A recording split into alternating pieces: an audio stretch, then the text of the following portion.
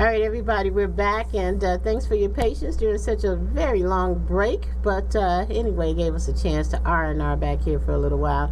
I hope all of you out there taking very good care of yourselves this summer and making sure that, including me, we have to stay hydrated, right? And make sure you put the sunblock on, and particularly everybody out there in Las Vegas, okay? Because it is, man, you can get chopped up out here. So I'm a Pasadena kind of girl, so I don't know about all this this Vegas weather. But anyway, back to the show, and we again just are honored to have you here with us in our series, actually. And did you realize you were in the series of the Legends, Trooper Arby? Do I feel like a legend? You make me feel like a legend, yeah. Well, I'm glad, and that is the whole purpose, because guess what? You are. And we are so happy to have you here with us today. And, I mean, we have celebrated entertainers, singers, we've had everybody. We've had the Fifth Dimension on. We've had on... I don't even want to go through all of the people that we've had to celebrate Legends. Variety Talk in Vegas and in California. We never really had someone like you. So we're so happy to have you on board and sharing with us your history that is history. And it's monumental. So we're just taking our time right now. And you got something in your hand. You want to share that with us? You brought something to my attention when you mentioned Pasadena. Okay. This picture right here, up here in the right-hand corner, this is one of the old men of the Montford Marine.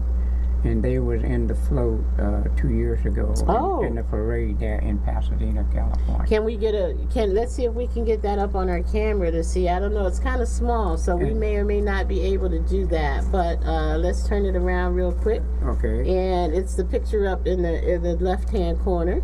And that's the Father's Day card for all the veterans today. This year. Oh, nice. Yes. A very nice Father's Day. Oh, thank you, Scotty. Now we can get a chance to see. So everybody, it's this picture, and this is the Father's Day card, which is a great segue. So why don't you share with us, and now that we've come from Korea to World War II to Vietnam, and we fast forwarded and came up to 2017, what are you doing now? Because, and of course, we're going to get back to the book, because that is just like priceless. But tell us a little bit about how you're working with the vets right now. I meet every Wednesday at the Fargo Bank, Wells Fargo Bank on Water Street in Henderson, Nevada. That was the young man that you just talked to on the phone. He is the one that started that group. Okay, and let us not be remiss without giving his name. His name is Jericho Gozum. All right? And he is with the Vets Helping Vets Support Group. Yes. Okay, and tell us about them. 2 years ago, a little better than a year ago, we had what they call all of the veteran top brass. That's up in Carson City. They came to Las Vegas for a workshop, and that was when I met Jericho. And after that meeting, Jericho formed the Vet Helping Vet Meet Vet. Okay, all right. We're about the only group that they got several other groups. We don't do any paperwork there at all, but we just let them know the knowledge of and information of how to file their claims and to get their benefit. You probably heard them talk about a lot of those, that the PTSD, and a lot of those.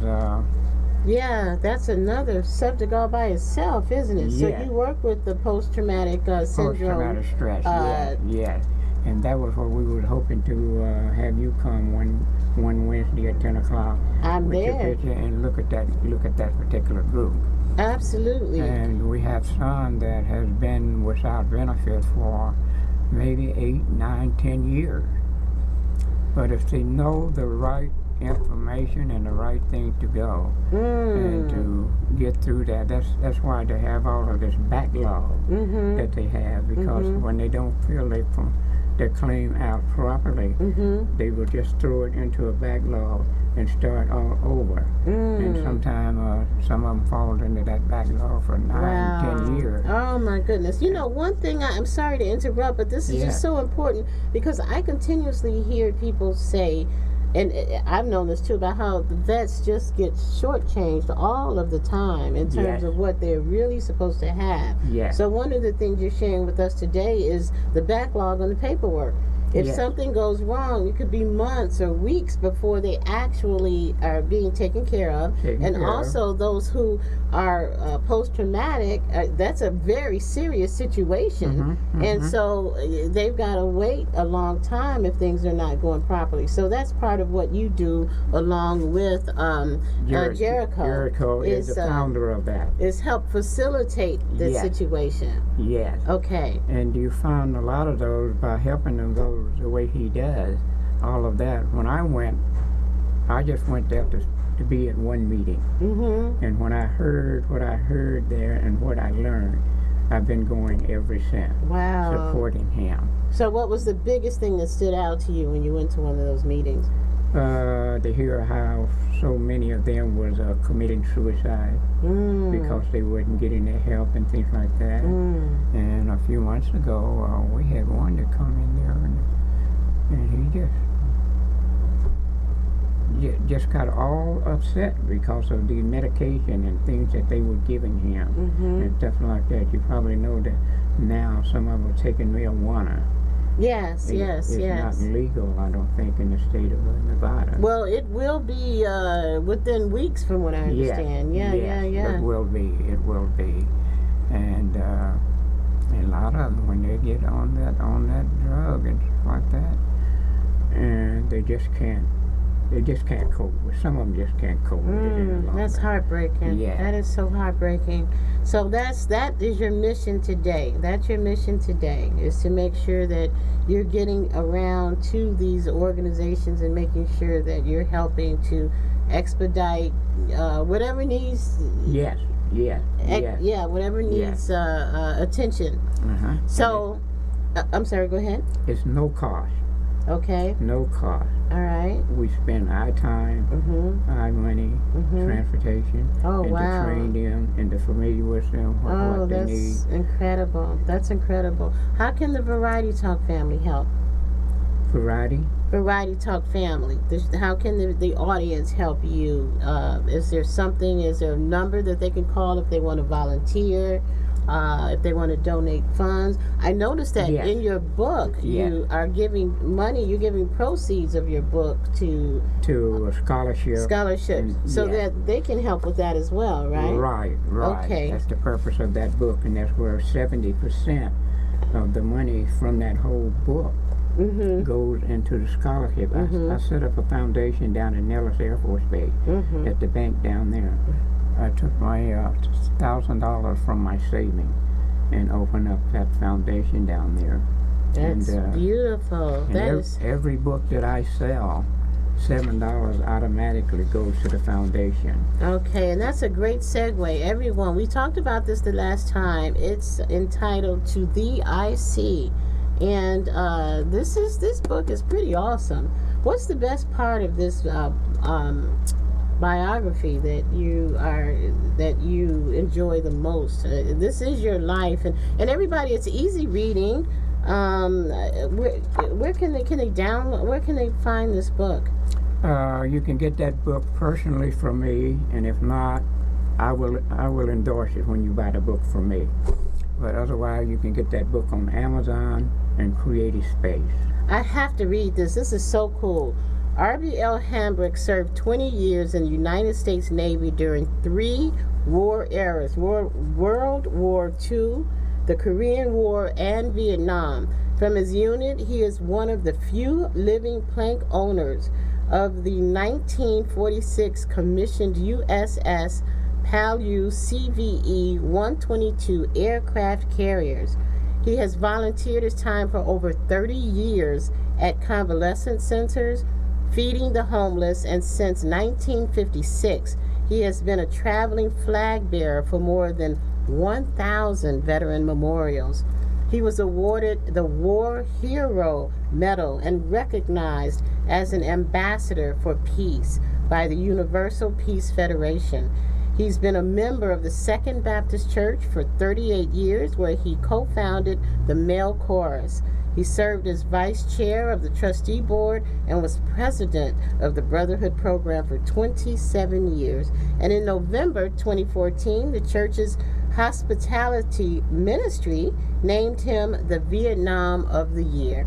The Veteran of the Year. Yes. And recognition by United States political figures and organizations for his outstanding community efforts led to an appointment by the F Street Coalition to serve on the Southern Nevada Enterprise Community Board. That is so awesome. Oh my goodness, what a resume. What a resume. Thank you so much. That is so, and so everyone, to the IC, it gives, from soup to nuts, all three wars, from beginning to end. And I love the way you have here a timeless personal account of wisdom beyond your years. So it just goes from step to step, and very easy reading, very interesting, and I absolutely cannot wait to finish the book. Yes. I have to be honest, I haven't finished it, so I've got to do some things myself. You're not the only one. And it's just so great. So I'm just so magnified, by who you are, what you do, and what you're all about, and you're still living the dream. You're still living it, and we didn't even get an opportunity, but we've got a little bit of time left.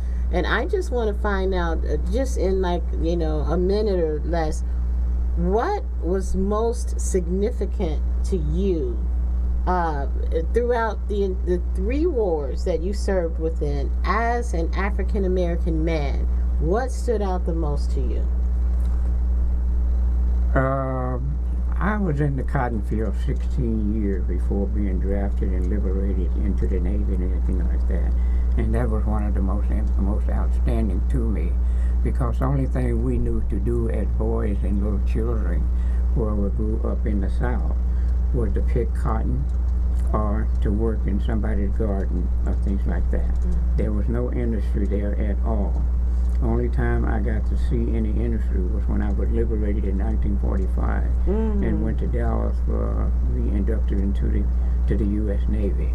And at that time, since you would say that, talking about that, I would like this picture right here. General B.O. Davis, in 1947, from the State Department, they sent two of the highest black ranking officers aboard the ship. And they assigned me to be assigned to them because they didn't want no discrepancy back to the State House, the White House, or the State Department.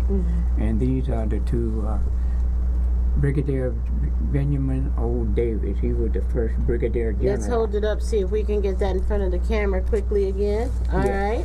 Oh, Yeah, there we that's go. okay. Let's see if we can do that. All right. Brigadier General B.O. Davis. Okay. And he was the first black, and that's his son you see down there below him.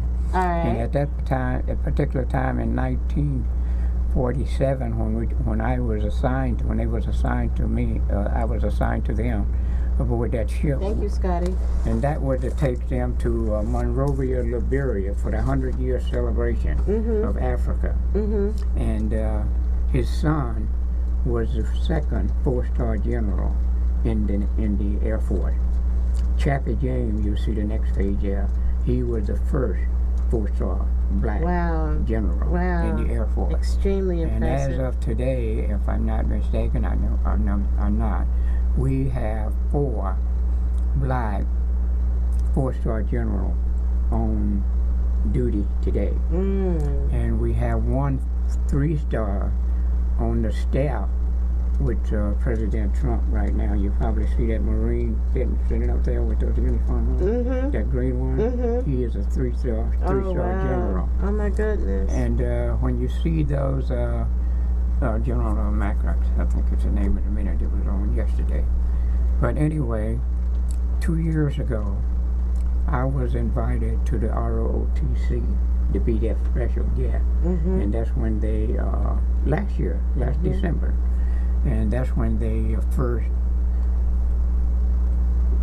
honored and have anybody to wear the new uniform that the Army has now today. You've probably seen that black general sitting right there next to it. Okay, that's the one. And at the last stand down that we had change of command here 2 weeks ago. And Lieutenant Jennings, and he called me. He said, I want you to come down, if you can come down, and be here for the change of command. Oh, that's because you was, I guess, at the other one. And at the last stand down we had at Cashman Field, a little young lady came up. So you were invited to Washington to be right there at the changing over in Washington, correct? Yes. Oh, that's so beautiful. That is so awesome. Yes, that was a few weeks ago. I think I did tell you about that.